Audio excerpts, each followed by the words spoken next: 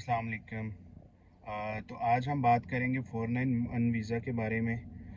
Basically इसको skilled work regional visa भी बोलते हैं।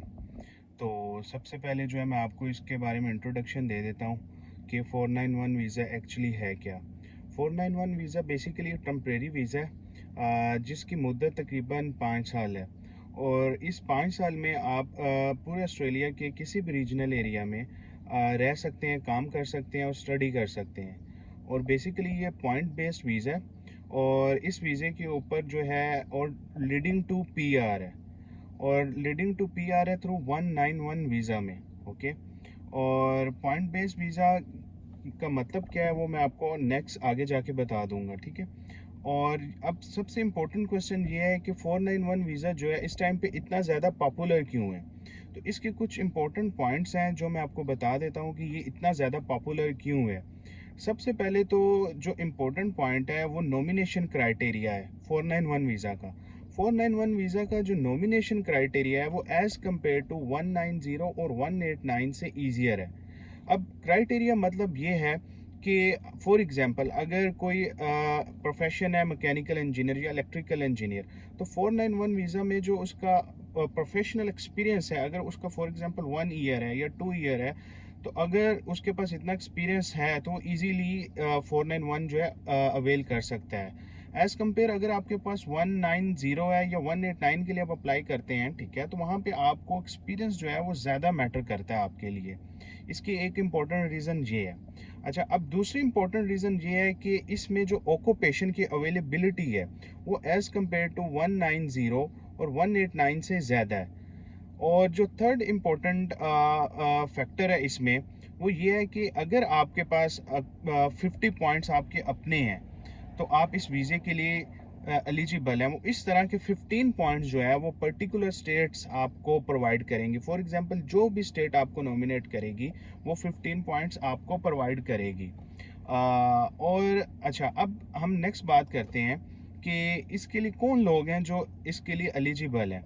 इसके लिए जो एलिजिबिलिटी क्राइटेरिया वो ये है कि आपकी एज जो है वो लेस देन 45 ईयर्स होनी चाहिए, और आपके पास स्किल असेसमेंट होनी चाहिए आपके नॉमिनेटेड ऑक्यूपेशन में। और जो इंग्लिश की रिक्वायरमेंट है वो जस्ट आपके पास कॉम्पिटेंट इंग्लिश होनी चाहिए ओवरऑल और ईच मॉड्यूल में। और जो आपका नॉमिनेटेड ऑक्यूपेशन है वो एसओएल की लिस्ट में एग्जिस्ट करना चाहिए। आप जिस भी स्टेट में अप्लाई कर रहे हैं उस स्टेट में उसकी एसओएल में ये एग्जिस्ट करना चाहिए। अब हम नेक्स्ट बात कर लेते हैं इसके बारे में कि इसके बेनिफिट्स क्या हैं। इसके बेनिफिट जो सबसे पहला बेनिफिट है वो मैंने आपको बता दिया है कि ये वीज़ा जो है लीडिंग टू पीआर है, ठीक है। और लीडिंग टू पीआर के बाद आप इसमें पासपोर्ट और सिटीजनशिप ले सकते हैं। सेकंड बेनिफिट ये है कि इसमें आपको हेल्थ केयर जो है वो प्रोवाइड की जाती है, ठीक है। और थर्ड ये है कि आपको कुछ स्टेट्स जो हैं वो आपके बच्चों के लिए एजुकेशन भी प्रोवाइड करती हैं। जो आपकी एजुकेशन फीस है वो आपको पे नहीं करनी पड़ती।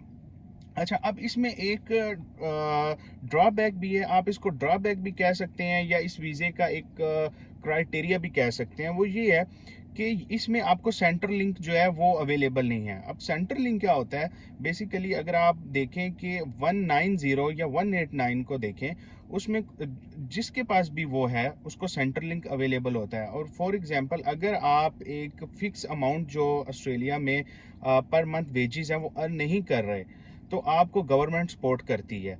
इस प्रोग्राम में आपको गवर्नमेंट जो है वो आपको सपोर्ट नहीं करेगी, आपको खुद से सरवाइव करना है। और आफ्टर 3 इयर्स आपको ये शो करना है 191 लेने के लिए कि आपने ईच ईयर 53,000 का जो थ्रेश होल्ड है इनकम का आपने वो अवेल किया है। आपने $53,000 से ज़्यादा अर्निंग की है एक साल में। ओके।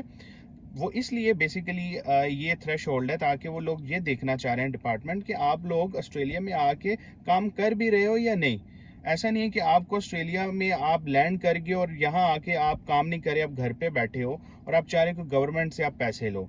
तो ऐसा नहीं होगा, इसीलिए आपको गवर्नमेंट ने सेंट्रल लिंक जो है वो प्रोवाइड नहीं किया इस वीज़ा में स्पेशली। अच्छा, अब हम बात करें कि कौन सी स्टेट जो है वो बेटर है। तो सबसे जो टॉप पे आप जिस स्टेट को रखेंगे, आप न्यू साउथ वेल्स को रखेंगे, आप सेकंड पे विक्टोरिया को रखें। ठीक है।